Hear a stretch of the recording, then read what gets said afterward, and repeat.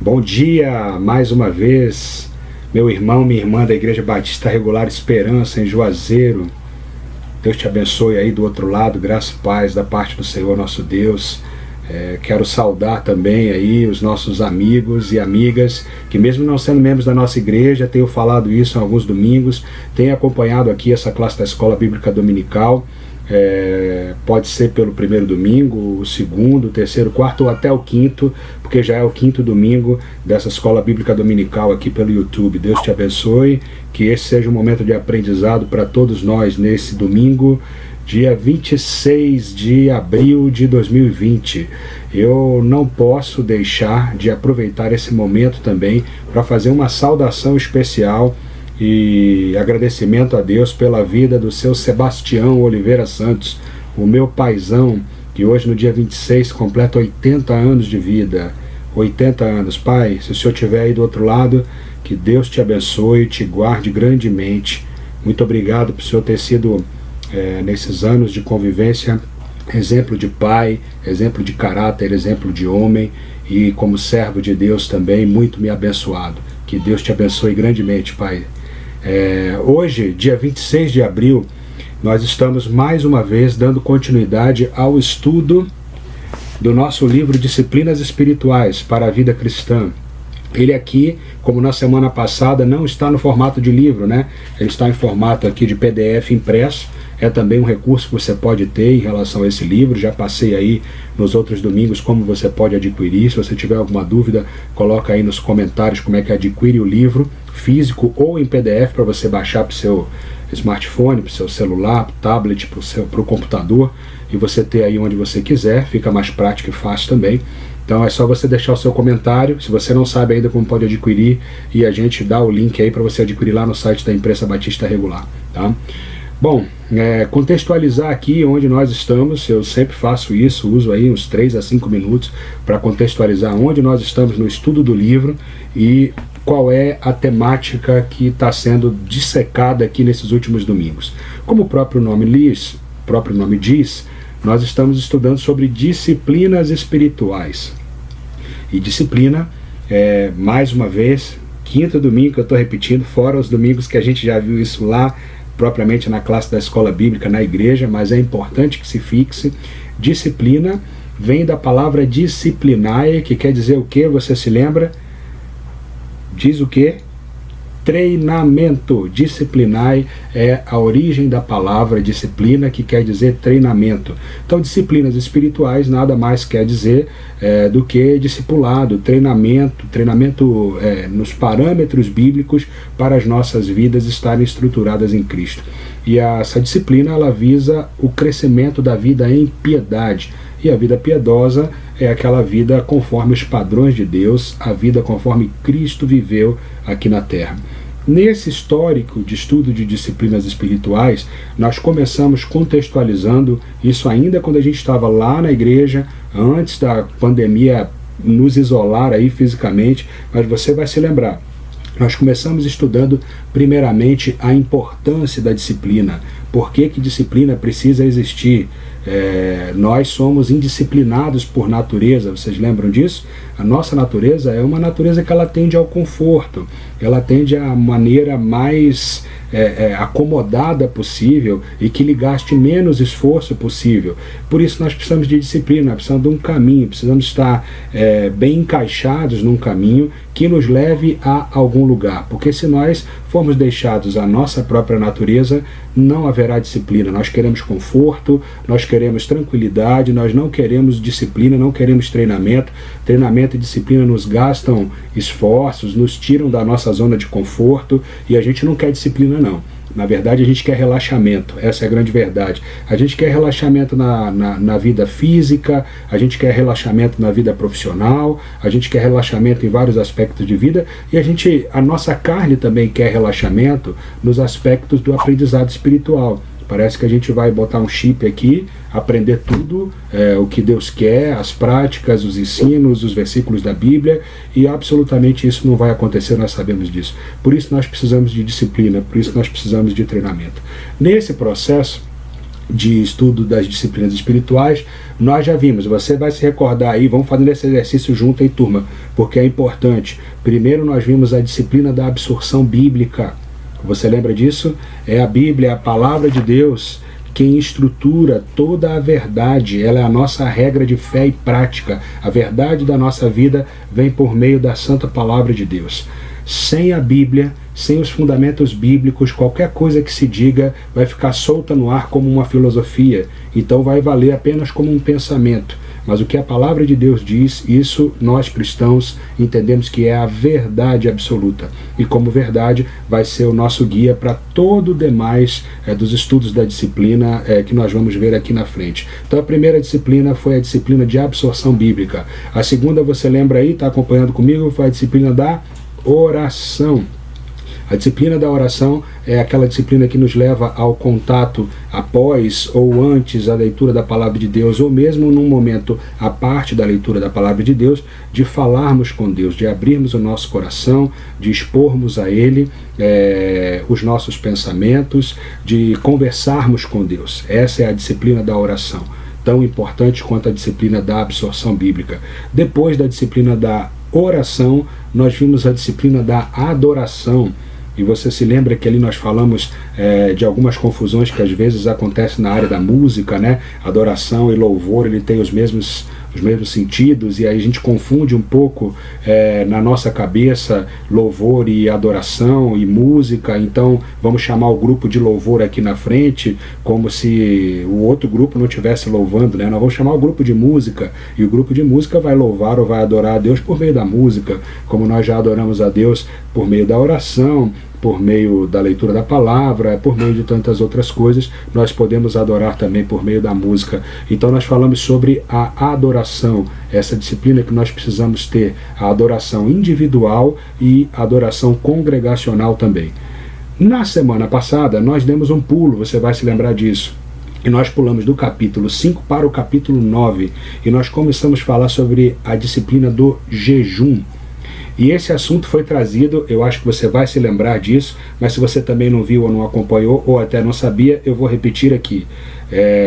Nas últimas semanas, mais especificamente desde o dia 5 de abril, nós ouvimos falar desse tema muito mais intensamente, porque correu nos meios cristãos, evangélicos, aquilo que se convencionou chamado Dia do Jejum, o Dia da Pátria, o Dia do Jejum pela Pátria.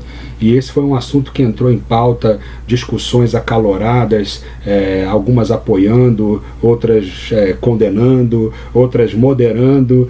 Então, em conversa com o pastor Reginaldo, ele nos pediu, e nós então achamos que também era interessante antecipar um pouco essa disciplina do capítulo 9 para esse momento. Então por isso nós pulamos do capítulo 5 para o capítulo 9 para falar, contextualizar a disciplina do jejum em meio a esses debates que têm acontecido, ou melhor, aconteceram pelo menos há umas 2-3 semanas atrás.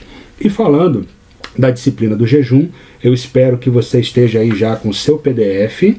Nós começamos a falar dele na semana passada, tá? Eu mandei um novo aí para o grupo, tinha uma correçãozinha a fazer ali nos títulos e nos tópicos, né? O ponto que ali estava como ponto 2, na verdade era o ponto 3, só correção estética, tá? Se você quiser usar o da semana passada, pode também, mas esse dessa semana que eu já mandei aí está corrigido e fica mais fácil para você acompanhar. Então vai acompanhando por aí.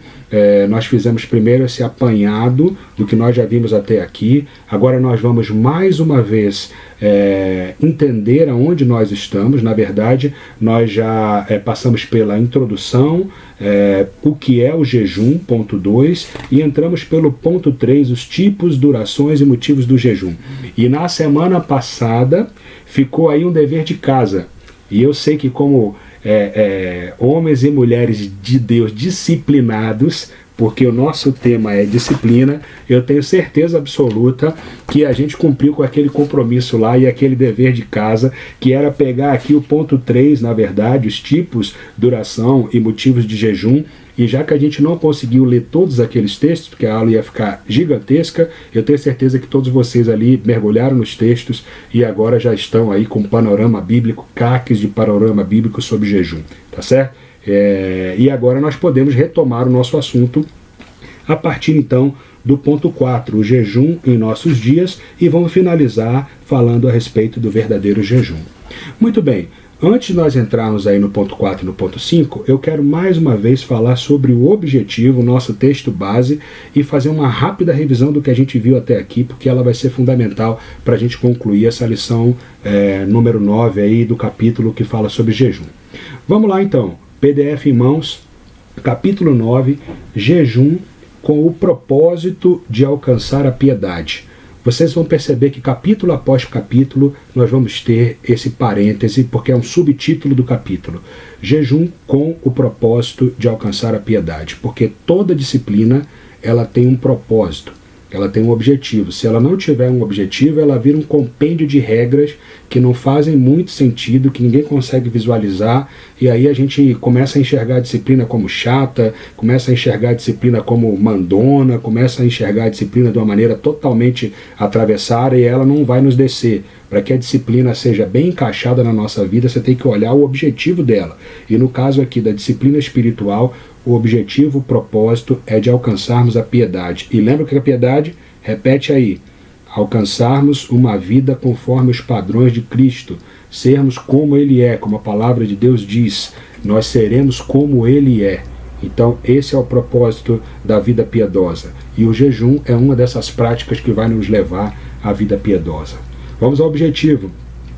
Rememorar o sentido do verdadeiro jejum bíblico, seus contextos no Antigo, Novo Testamento e aplicações práticas na vida cotidiana de disciplina cristã. Esse é o objetivo que nós esperamos estar totalmente amarrado ao final aí dessa lição 9. O nosso texto base, ele está aí, Mateus 6, peço mais uma vez, esteja aí com a sua Bíblia em mãos. Nós estamos num momento igualzinho que nós estamos na igreja, então é muito importante você manter a rotina igual à rotina que você mantém na igreja, porque isso vai facilitar o processo da absorção e também o processo da reverência que a gente precisa ter no momento de culto. Nós estamos no momento de culto. O momento de culto é via internet, é no momento da escola bíblica dominical, mas isso que nós estamos fazendo é culto, é adoração ao nosso Deus. Então esteja aí com a sua Bíblia em mãos e vamos lá para o texto base que está em Mateus capítulo 6, versos 16 a 18. Mateus 6, versos 16 a 18. Esse é o texto base do capítulo 9, a disciplina do jejum. Vamos ver juntos. Quando jejuardes, não vos mostreis contristados como os hipócritas, porque desfiguram o rosto com o fim de parecer aos homens que jejuam. Em verdade vos digo que eles já receberam a recompensa. Tu, porém, quando jejuares, unge a cabeça e lava o rosto, com o fim de não parecer aos homens que jejuas, e sim ao teu Pai em secreto, e teu Pai, que te vê em secreto, te recompensará. Esse é o texto base do nosso estudo sobre jejum. E teu Pai, que te vê em secreto, te recompensará. Bom, eu vou fazer só em 2 minutos aqui um novo flashback do que a gente já viu sobre jejum até aqui. Primeiro, nós vimos na introdução que o tema jejum, ele é um tema pouco tratado nas igrejas, talvez por isso mesmo existam aí uma série de dúvidas, uma série de, às vezes até posicionamentos e visões diferentes a respeito do jejum, mas o que nós precisamos aqui é olharmos para a palavra de Deus, porque é a palavra quem vai nos dar, na verdade, a verdadeira visão sobre o jejum.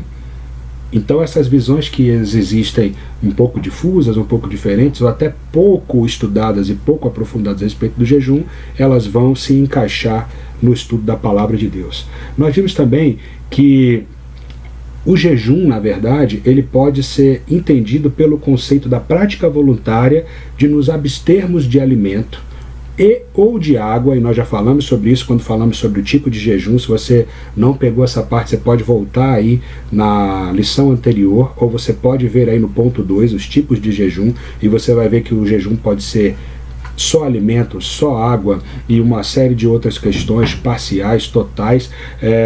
Então a prática voluntária de abster-se de alimentos e ou água com um propósito espiritual definido. E você lembra qual era esse propósito? Dedicar-se à oração. Jejum e oração, eles estão associados definitivamente, eles estão atrelados, uma prática está atrelada à outra, ou melhor, a prática do jejum está atrelada à oração. A oração ela pode até acontecer sem o jejum, mas o jejum não faz sentido sem a oração. O propósito do jejum é então dedicar-se à oração. O objetivo é de preparar o coração e a alma para a oração. E nós vimos também como é que esse processo acontece.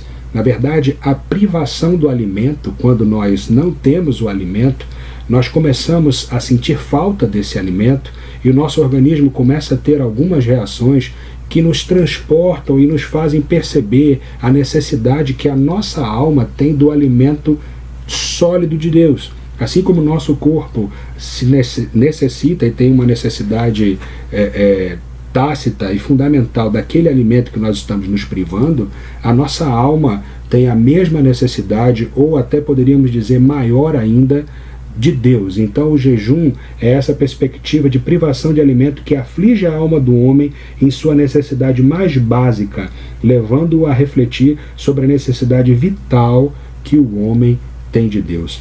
Em linhas rápidas, foi isso que nós vimos no domingo passado, além dos tipos, durações e motivos do jejum, e esse foi mais uma leitura, e eu não vou fazer aqui agora, porque nós vamos passar já correndo para o ponto 3, na verdade o jejum em nossos dias, aliás, ponto 4, o jejum em nossos dias. Espero aqui ter conseguido fazer uma boa leitura e um bom reposicionamento, se você eventualmente não acompanha a última aula, para que a gente avance agora, ponto 4, o jejum em nossos dias. Então observe aqui o seguinte, primeira parte, lição passada, parte inicial do capítulo 9, nós vimos a parte conceitual do jejum. Consegue perceber isso? Parte conceitual. E agora, a partir desse momento, nós vamos ver a parte prática a respeito do jejum. E é isso que nós vamos iniciar agora com o ponto 4, o jejum em nossos dias. Muito bem? Então vamos lá. O jejum em nossos dias. Você já parou para pensar sobre isso? Para e reflete um pouquinho aí agora. O jejum em nossos dias. O que o jejum tem a ver conosco hoje? Igreja brasileira no ano de 2020. Será que o jejum é uma prática que tivesse ficado ou deveria ter ficado no Antigo Testamento? Será que o jejum é uma prática eminentemente judaica e não da igreja cristã mais? É esse o contexto e o propósito desse ponto 4, e nesse ponto nós vamos aprofundar agora. Sempre lembrando, quem vai nos trazer respostas é a Bíblia, é a palavra de Deus, é ela quem vai nos basear e balizar para todos os nossos raciocínios e todas as nossas perspectivas. Aqui não valem e nem podem valer ideias humanas, seja do A, seja do B, seja do Ricardo, seja do João, seja da Maria. E sim, as análises aprofundadas da palavra de Deus. O que a palavra de Deus diz é a verdade. E aí as discussões se encerram, porque a única autoridade na nossa vida é de fato a santa palavra de Deus. Opa, caiu uma coisa aqui, mas não tem problema não. Vamos continuar. Primeiro ponto do ponto 4. Logo no início do Novo Testamento, Jesus, em seu sermão, expressou a sua expectativa de jejuarmos. Você sabia disso? Nós já lemos, inclusive, aqui. Jesus expressou a sua expectativa em jejuarmos. Então vai gravando essa ideia aí e vai percebendo isso. Logo no início do Novo Testamento, naquele que ficou conhecido como Sermão do Monte, o primeiro sermão de Jesus que aparece aí no Novo Testamento, ele expressou essa expectativa. Vamos voltar para o nosso versículo base lá de Mateus 6,16, e você já deve estar com a sua Bíblia aberta aí, porque nós nem lemos outros textos. É esse mesmo que está aí na sua frente. Veja então o que diz esse texto. Jesus diz: e quando jejuardes, percebe? Quando jejuardes, não vos mostreis contristados como os hipócritas, porque desfiguram o rosto. E aí ele vai falando a respeito daquela postura sofrida, hipócrita, que algumas pessoas, sobretudo os fariseus, assumiam, de se mostrarem muito contristados para parecerem aos olhos de outras pessoas que eles eram pessoas tementes a Deus. Agora, o que nós queremos destacar o contexto aqui do capítulo 6 desse Sermão do Monte no livro de Mateus. Se você for observar, o capítulo 6, irmãos, ele traz 3 contextos que Jesus traz ensinamentos a respeito deles. Observe aí. Primeiro, ele fala aí nos versos 2 a 4 como dar esmolas. Então, ele está no seu sermão, trazendo esclarecimentos aos seus discípulos, aos seus seguidores, como se deveria dar esmolas. Depois, ali dos versículos 3 a 15, ele traz o contexto como se deve orar. E depois, o texto, que é o nosso texto base, nos versos 16 a 18, como se deve jejuar. Então veja, são ensinamentos em sequência e são ensinamentos que estão todos dentro de uma mesma perspectiva de ensino do Mestre dentro do Novo Testamento, falando aos seus discípulos, falando aos cristãos, falando aos seus seguidores. E ele expressa logo no versículo 16, e quando jejuardes. Então, se ele está dizendo quando jejuardes, não está partindo do princípio se isso vai acontecer ou não. Está partindo de uma realidade que isso vai acontecer. E ele está trazendo a orientação como isso deve ser quando isso for acontecer. Então, há uma expectativa do Mestre em torno do jejum. Você consegue perceber isso? E quando jejuardes? Há uma expectativa do Mestre em torno do jejum. O ponto 2 do ponto 4 diz o seguinte: ele, Jesus, também ensinou aos seus discípulos que deveriam jejuar após a sua morte e ressurreição. Vamos lá para o texto, virando algumas páginas aí à frente, também no Evangelho de Mateus, capítulo 9, no verso 15. Mateus 9, 15. Respondeu-lhe Jesus: podem acaso estar tristes os convidados para o casamento enquanto o noivo está com eles? Dias virão, contudo, em que lhes será tirado o noivo, e nesses dias hão de jejuar. Aqui cabe alguns esclarecimentos a respeito do que estava acontecendo aqui. Na verdade, se você for subir aí um pouquinho os versículos, vocês vão ver que houve ali um certo debate entre aqueles que se chamavam os discípulos de João e Jesus. Esse termo discípulo de João, se você for lá para o Evangelho que conta a mesma história, de maneira paralela no Evangelho de Lucas, você vai ver que essas pessoas que estavam codinominadas ali discípulos de João, nada mais nada menos eram do que os próprios fariseus. Aqui nós não vamos ter muito tempo de entrar no contexto porque que eles estavam sendo chamados ali discípulos de João. Essa é uma outra história, mas entenda aqui que muito claramente o Evangelho de Lucas nos deixa claro lá no texto de Lucas 5, 29 a 33, que aqui estava se tratando dos próprios fariseus, aqueles rabinos que vinham das tradições judaicas e que tinham essa tendência de serem vistos ou querer serem vistos pelos homens como homens religiosos e extremamente temente a Deus. Então houve aqui esse debate e houve essa pergunta. Então esses discípulos de João, se você vir aí no verso 14, diz assim: vieram depois os discípulos de João e lhe perguntaram: por que jejuamos nós e os fariseus muitas vezes, e teus discípulos de Jesus, não jejuam? Isso é um trava-língua, né? Jejum, Jesus. Os discípulos de Jesus não jejuam.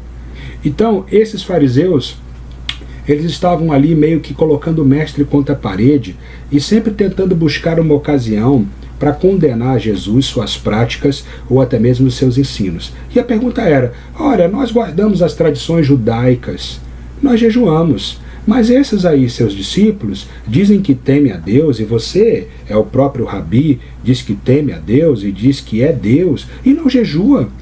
Por que isso? Então, Jesus ele traz uma explicação muito simples. Ele diz assim: olha, podem os convidados ficarem tristes enquanto o noivo está na festa? O que ele está dizendo? Eu sou o noivo, eu sou Deus. E para você entender essa passagem, você precisa entender e fazer uma ligação com o que a gente já disse antes. Jejum é quebrantamento de alma, você lembra disso? Quebrantamento de alma para buscar a Deus em oração. O que Jesus estava dizendo? Eu sou Deus, eu estou aqui no meio deles.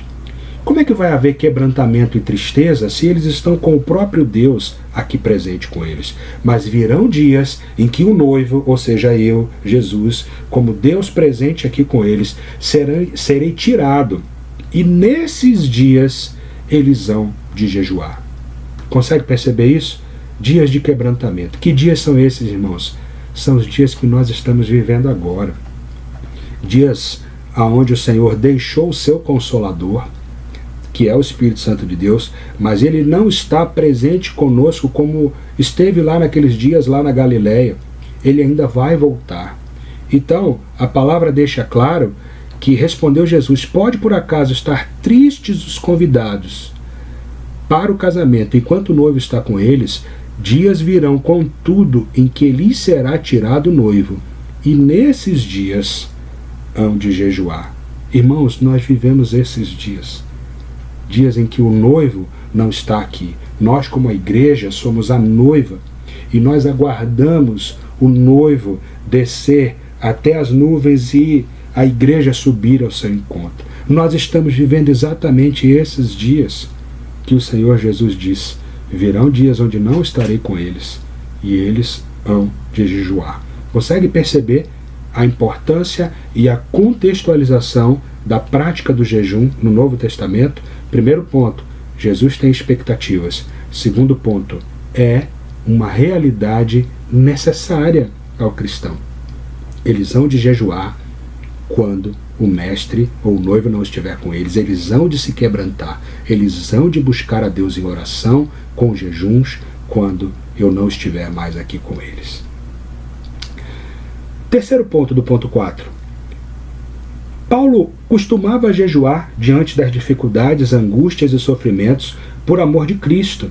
Vamos ver esses dois textos rapidamente e você vai perceber que, além dos ensinos do Senhor Jesus, há também práticas paulinas no contexto do jejum.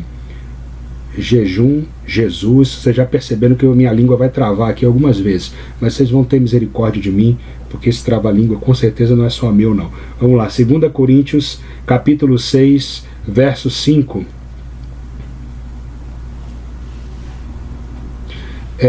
Eu queria até voltar um pouquinho para o verso 4, tá? Até depois, se você quiser fazer um acréscimo ali, coloque 2 Coríntios 6, 4 a 5, que eu acho que faz mais sentido para o que a gente vai demonstrar aqui segundo a palavra de Deus. Pelo contrário, Paulo falando: em tudo recomendamo-nos a nós mesmos, como ministros de Deus. A expressão-chave aqui é essa: como ministros de Deus nos recomendamos. Em que circunstâncias, ministros de Deus? Na muita paciência, nas aflições, nas privações, nas angústias, nos açoites, nas prisões, nos tumultos, nos trabalhos, nas vigílias, nos jejuns. E aí a lista continua, na pureza, no saber e tal, etc. Então observe que o jejum aqui é trazido como uma parte do ministério de Cristo, do ministro de Cristo, uma parte envolvida de uma maneira quase que natural no ministério de um ministro, de alguém que serve a Deus. Veja também o texto de 2 Coríntios, capítulo 11, verso 27. 2 Coríntios, mais umas páginas à frente aí, 11, 27, e você vai perceber esse mesmo contexto, jejum como parte do ministério de Cristo. Eu vou pedir para você voltar aí alguns versículos.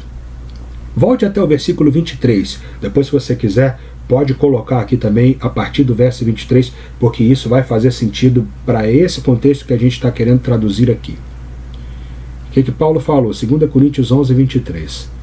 São ministros de Cristo, falo como fora de mim, eu ainda mais. Aí Paulo vai começar a apresentar as suas credenciais como ministro de Cristo.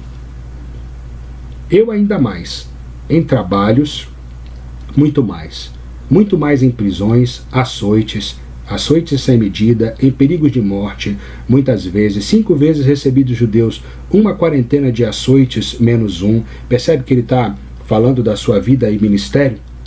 Fui 3 vezes fustigado com varas, 1 vez apedrejado, em naufrágio 3 vezes, 1 noite e 1 dia passei na voragem do mar, em jornadas muitas vezes, em perigos de rios, perigos de salteadores, perigos entre patrícios, perigos entre gentios, perigos na cidade, em perigos no deserto, em perigos no mar, em perigos entre falsos irmãos. Agora observe, em trabalhos e fadigas, em vigílias muitas vezes, em fome e sede, em jejuns muitas vezes, em frio e em nudez. Então Paulo está apresentando suas credenciais como ministro, das quais o jejum é parte integral. Então, não apenas nos ensinos de Cristo, mas como nos ensinos paulinos, nas cartas paulinas, nós vemos o jejum como uma prática cristã e como uma prática de ministério em Cristo Jesus.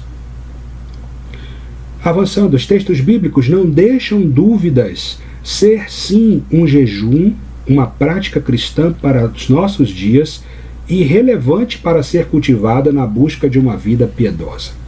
É esse o contexto que a gente quer buscar aqui agora, irmãos, para a gente conduzir o fechamento desse raciocínio do jejum dos nossos dias. Os textos que estão aí não deixam dúvidas. O jejum é uma prática da igreja cristã neotestamentária, portanto, precisa ser uma prática da igreja cristã brasileira no século XXI, no ano de 2020.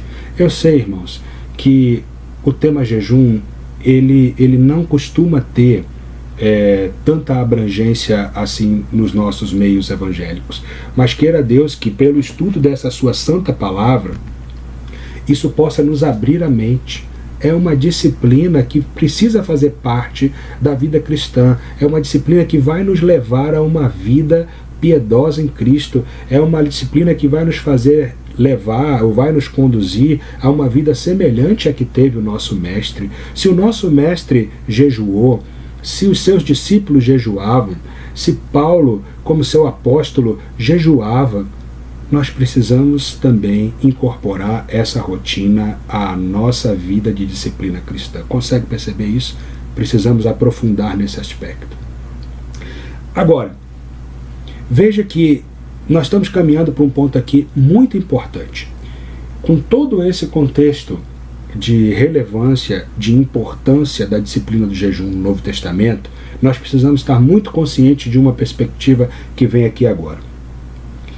Contudo, é importante destacar não haver ordenanças em todo o Novo Testamento quanto à sua obrigatoriedade, como há, por exemplo, com relação à oração. Então entenda isso.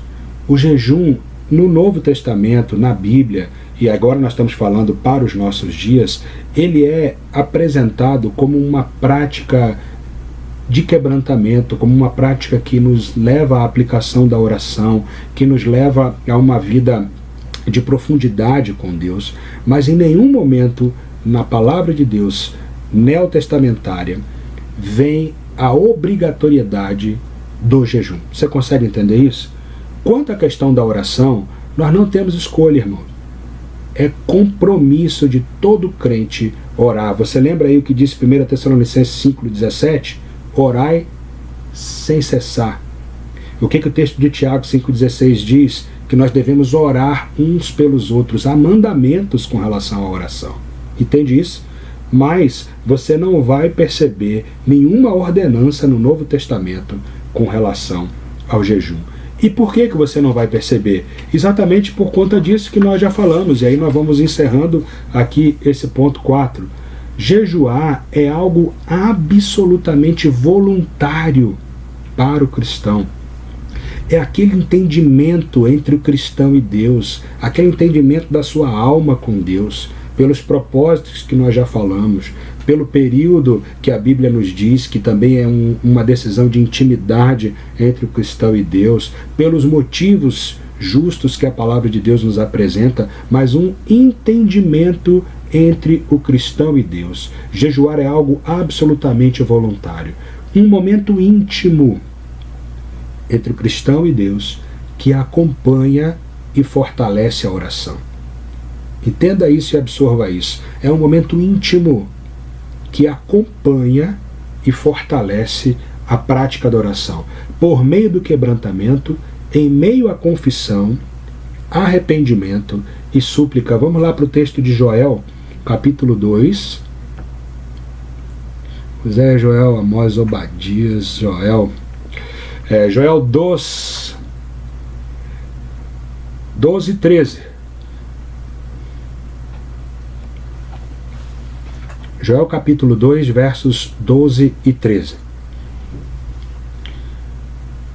Ainda assim, agora mesmo diz o Senhor, convertei-vos a mim de todo o vosso coração, e isso com jejuns, com choro e com pranto. Percebe?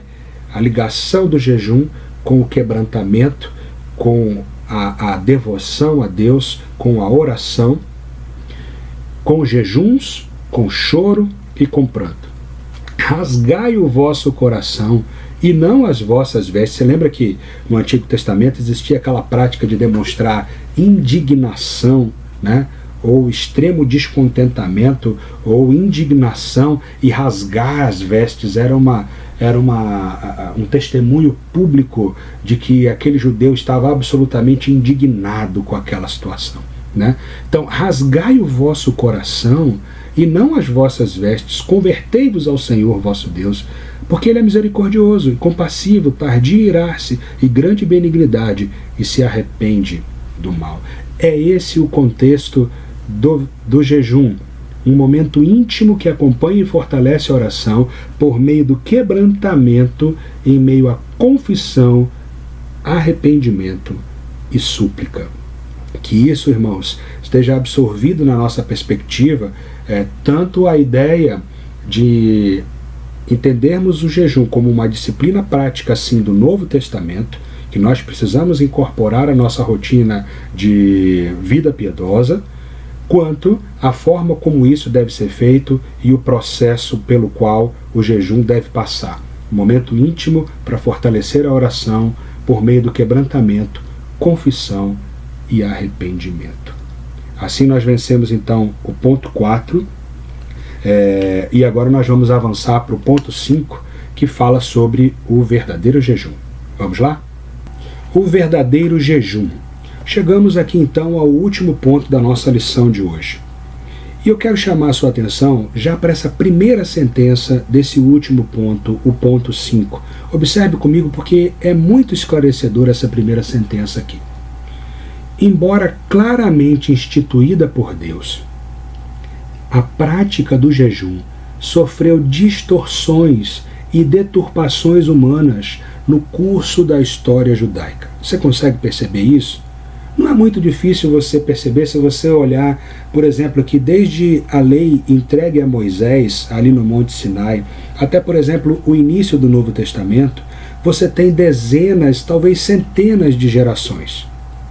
Então, quando Deus entrega os seus parâmetros, as leis, e o jejum fazia parte daquele compêndio das leis chamada de leis cerimoniais, que estabeleciam como o homem deveria se relacionar com Deus. O jejum foi estabelecido, e você se lembra como era a prática do jejum ali estabelecido pela lei. Ele acontecia uma vez por ano, naquele dia chamado do dia da expiação. Você lembra como era o dia da expiação? Era aquela ocasião onde o sacerdote oferecia sacrifícios pelo pecado de todo o povo. Então o judeu piedoso, ele tinha aquele compromisso perante a lei de Deus, de afligir a sua alma, de quebrantar o seu coração, de pensar nos seus pecados, de pensar que foi preciso derramar um sangue para pagar o preço dos seus pecados. Então aquilo era um momento sublime, era um momento solene, era um compromisso que o judeu piedoso tinha para com Deus, que o levava a um momento de intimidade com Deus e quebrantamento de alma, aflição de alma. Muito bem. Veja que no decurso da história, quando você olha o texto já no meio do caminho de Isaías, talvez 1.200, 1.300 anos antes do Novo Testamento, do texto do Novo Testamento, você já vai ver que desde a lei de Moisés até Isaías, a prática do jejum ela já não acontecia de acordo com os parâmetros da lei cerimonial. Vamos ver lá o texto de Isaías, capítulo 58, verso 3 a 5. Eu vou ler só o verso 3, porque os outros versos eu vou ler na sequência de outras sentenças aqui. Isaías 58, 3. Observe comigo. Dizendo, na verdade, quem está dizendo aqui é o povo, né? Deus está dizendo o que o povo está dizendo. Dizendo, por que jejuamos nós e tu não atentas para isso, Deus? Por que afligimos a nossa alma e tu não levas em conta? Aí Deus responde. Preste atenção na resposta de Deus. Eis que no dia em que jejuais, cuidais dos vossos próprios interesses e exigis que se faça o vosso trabalho. No dia que vocês estão jejuando, ao invés de vocês estarem de alma afligida, de coração quebrantado, vocês estão cuidando do seu gado, vocês estão preocupados com a renda das suas fazendas, se o campo produziu o que deveria ter produzido, se o celeiro está cheio, se o celeiro está vazio, se a casa está guardada dos inimigos e a cerca está bem posta. Quando vocês jejuam, vocês não estão de aflição e quebrantamento de alma, nem pensando nos seus próprios pecados. Vocês estão cuidando do seu umbigo, dos seus próprios interesses. Consegue perceber isso? Os rabinos também introduziram práticas e ordenanças deturpadas ao jejum das Escrituras. Tais práticas foram herdadas pelos fariseus e aparecem também no Novo Testamento nos dias de Jesus. Então veja, já depois de Isaías, já mais à frente, já nos tempos de Jesus, a gente percebe que aqueles líderes religiosos também haviam introduzido outras práticas, além da prática estabelecida lá na lei, no dia da expiação. Vamos para aquele texto conhecido de Lucas capítulo 18, a parábola do fariseu e do publicano. Lucas capítulo 18, versos 11 e 12. Lucas 18, 11. Diz assim: o fariseu, posto em pé, orava de si para si mesmo. Que bela oração, né? Dessa forma: ó Deus, graças te dou, porque não sou como os demais homens, roubadores, injustos e adúlteros, nem ainda como esse publicano miserável que está aqui do meu lado. Jejuo 2 vezes por semana e dou o dízimo de tudo quanto ganho. Óbvio que tem muita coisa aqui que poderia ser explorada, mas a gente quer se fixar aqui nesse início do versículo 12. Jejuo 2 vezes por semana. Essa era uma prática, irmãos, que não tinha nada a ver com a prática estabelecida por Deus na lei cerimonial. O judeu deveria jejuar 1 vez por ano. Óbvio que poderia jejuar outras, e jejuava mesmo. Acontece que o fariseu, ele tinha estabelecido uma regra obrigatória que um homem temente a Deus jejuava 2 vezes por semana. O fariseu jejuava toda segunda e toda quinta-feira, obrigatoriamente, e quem não fizesse isso era considerado por ele como uma ralé, como alguém que não estava à altura dele, que não temia a Deus como ele. Essa introdução é mais uma prática que não tem a ver, é mais uma deturpação ao verdadeiro jejum.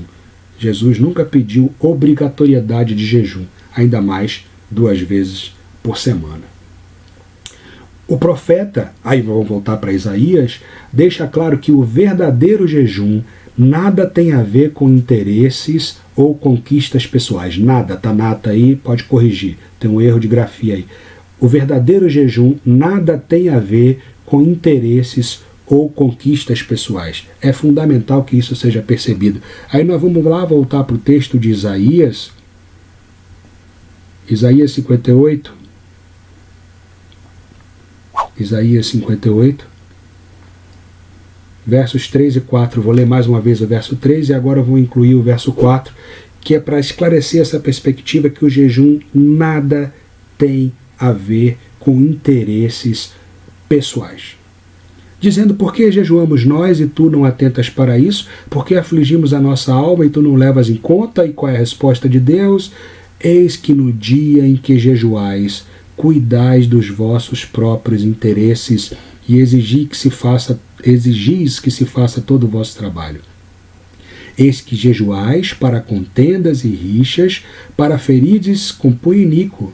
Resposta de Deus, jejuando assim como hoje, não se fará ouvir a vossa voz do alto.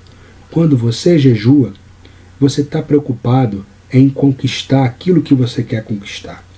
Quando você jejua, você está olhando o seu próprio umbigo, judeu. Quando você jejua, você está cuidando dos seus próprios interesses. Você não está preocupado com aflição de alma, você não está preocupado com quebrantamento de alma, você não está preocupado com confissão nem perdão de pecados. Você está jejuando olhando para o seu próprio umbigo. É por isso que eu não estou atendendo a você. O verdadeiro jejum não é uma barganha com Deus. Irmãos, esse é o grande ponto do erro teológico comum relativo ao jejum. Nós já falamos isso na última vez, na aula passada. O verdadeiro jejum não é passar fome para ganhar favor de Deus. Não é você se cobrir de ignomínia, se cobrir ali de aflição para que Deus atente para você de uma maneira especial. Não, não é isso. Isso seria você buscar méritos diante de Deus, dizer, Deus, olha aqui para mim, eu estou sofrendo, e eu estou sofrendo olhando para o Senhor, em adoração ao Senhor, para que o Senhor atenda o meu pedido, para que o Senhor atenda a minha oração. Não, o jejum não é isso que diz a palavra de Deus. Esse é o grande erro, irmãos, de interpretação bíblica, o erro hermenêutico que a gente vê nas igrejas dos nossos dias. Veja o que diz Isaías, capítulo 58, no verso 5, aí um pouquinho mais adiante, o texto um pouquinho mais adiante. Seria esse o jejum que escolhi? Que o homem um dia aflige a sua alma, incline a sua cabeça ali em sinal de reverência ou de quebrantamento como junco, e estenda debaixo de si pano de saco e cinza, em sinal de luto ou em sinal ali de grande aflição? Chamarias tu a isso de jejum e dia aceitável ao Senhor? Será que é isso que Deus quer? Que a gente jejue olhando para fora, olhando para os nossos próprios interesses, olhando para o nosso umbigo, olhando para a nossa dor, olhando para a nossa aflição, olhando para os nossos problemas? Eu pus aí, irmãos, esse BR na verdade era uma anotação minha, não era para ter saído, mas já que saiu, deixa aí, e você vai, quando você ler e olhar esse BR, você vai se lembrar, talvez, desse comentário, que era para mais uma vez nós voltarmos a essa perspectiva do jejum da pátria, que foi o motivo pelo qual a gente trouxe essa lição agora para esse contexto. Mais uma vez eu quero dizer a você, não estamos aqui com nenhum objetivo de fazer qualquer tipo de julgamento a respeito do jejum.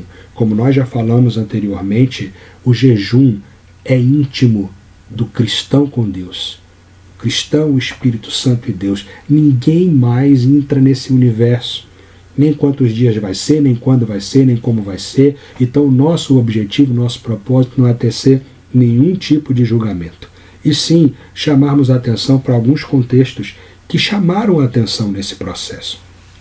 O contexto desse jejum da pátria, ele olhava para a Covid-19 e tinha um objetivo de clamar a Deus para que nos livrasse desse grande mal que tem sido a Covid-19, que livrasse o nosso país desse problema. E dentro desse contexto, as lideranças religiosas, e muitas delas respeitadíssimas, tiveram inclusive eco junto ao meio político, inclusive junto à presidência da República, que ali o presidente conclamou os cristãos, os crentes, a entrarem em jejum em favor da pátria, para que o contexto da Covid-19 cessasse no nosso país e nós pudéssemos voltar a ter os dias tranquilos como nós tivemos. Veja, irmãos, o que nós precisamos olhar dentro desse contexto será que nós não estamos caindo justamente nesse erro hermenêutico? juntamente nesse erro de buscarmos ali, de alguma forma, fazermos uma barganha com Deus. Deus, eu vou jejuar para o Senhor fazer isso, para o Senhor fazer aquilo, para o Senhor fazer aquilo outro, ou eu vou aqui passar uma fome para ganhar o seu favor, para ganhar a sua atenção, para o Senhor atender o meu pedido, para o Senhor atender a minha oração. Nós estudamos aqui e aprendemos aqui que o jejum verdadeiro, ele não está ligado a isso, irmãos. O jejum verdadeiro está ligado a olhar para dentro e não para fora. O jejum, ele olha para a alma, para dentro. Ele é quebrantamento desde lá, irmãos. Desde lá o livro da lei, desde Levítico, desde o dia da expiação. O objetivo do jejum é afligir a alma para que no dia daquela expiação, daquele sacrifício, o judeu piedoso estivesse olhando para aquele sacrifício e pensando: uma vida de um animal teve que morrer para pagar o preço dos meus erros e dos meus pecados. E isso gera uma aflição de alma, então eu estou olhando para dentro, eu estou entristecido e eu estou clamando a Deus por misericórdia pela minha vida, pelo que acontece e que se passa aqui dentro. Esse é o contexto do verdadeiro jejum, segundo a Bíblia. Então, mais uma vez, trazendo aqui um pouco dessa reflexão, dessa perspectiva, possivelmente você teve dúvidas e ainda tem dúvidas em relação a essa questão do jejum, se deveria ter participado, se não deveria ter participado. Irmãos, jejum é entre você e Deus. O que se precisa ver é a adequação disso em relação aos propósitos bíblicos que se nos apresentam aqui. Porque veja, o ponto seguinte: o verdadeiro jejum tem a ver com quebrantamento de alma e mudança de vida. O verdadeiro jejum não tem a ver com petição para ser atendido. O verdadeiro jejum tem a ver com você se humilhar diante de Deus, com você buscar uma nova vida, com você buscar o seu coração transformado diante de Deus, porque por graça e por misericórdia Ele pode até mudar o que está fora, mas ainda que Ele não mude o que está fora, com quebrantamento de alma e com vida transformada, está tudo resolvido aqui dentro. Se fora não mudar, mas dentro tiver mudado, quebrantado e transformado, fora o problema está resolvido. Esse é o verdadeiro jejum. Eis, então, irmãos, o texto de Isaías 58, 6 e 7, o verdadeiro jejum. Isaías 58, 6 e 7 na sequência. Porventura não é este o jejum que escolhi, que soltes as ligaduras da impiedade, desfaças as ataduras da servidão, deixes livres os oprimidos e despedaças todo o jugo? Porventura não é também que repartas o teu pão com o faminto, recolhas em casa os pobres desabrigados, e se vires o nu, cubras, e não te escondas do teu semelhante? Irmãos, o que esse texto está mostrando para a gente é que o verdadeiro jejum tem a ver com a transformação do nosso interior. Aqueles judeus estavam jejuando, preocupados com os seus próprios interesses, seguindo nas suas próprias rotinas. Eu estou jejuando 2 vezes por semana, viu? Vou para o meu trabalho, faço o que eu tiver, eu só parei de comer. Era esse o processo lá do jejum, né? Que estava acontecendo, que a gente viu aqui agora nos versos 3. Mas Deus está dizendo, o verdadeiro jejum é para dentro, é para mudança de vida, para quebrantamento de alma. Esse é o verdadeiro jejum. Eis aí, irmãos, bons e justos motivos bíblicos para os quais podemos e devemos jejuar. Que soltes as ligaduras da impiedade, que abandone o pecado, desfaça as ataduras da servidão, saia debaixo dos domínios do pecado. Deixes livres os oprimidos, pregue a palavra e despedaces todo o jugo. Destrua o jugo do pecado por meio da pregação da palavra, pregação do evangelho. Porventura não é também que repartas o teu pão com o faminto? O que adianta estar jejuando para mim e do meu lado tem um faminto passando fome? Então é esse o cenário, irmãos. A perspectiva do verdadeiro jejum é essa. Verdadeiro jejum não é para fora, verdadeiro jejum é para dentro. Verdadeiro jejum tem a ver com quebrantamento de alma e mudança de vida. Isso sim é verdadeiro jejum. Tirar um momento para passar fome, cuidando dos nossos próprios interesses, sem mudança de vida, não pode ser considerado como verdadeiro jejum. Verdadeiro jejum tem a ver com momentos totalmente íntimos, irmãos, e quebrantados, alma afligida, na mais íntima solidão da alma com Deus. Grife essa expressão, jejum, solidão da alma com Deus. E aí nós vamos voltar para o nosso texto base de Mateus 6, 16 e 18. Mateus 6, de 16 a 18.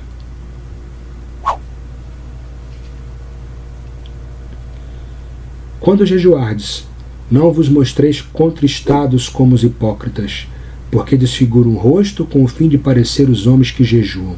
Em verdade vos digo que eles já receberam a recompensa. Mais uma vez, perceba que Jesus está dizendo, não é para fora o jejum, é para dentro.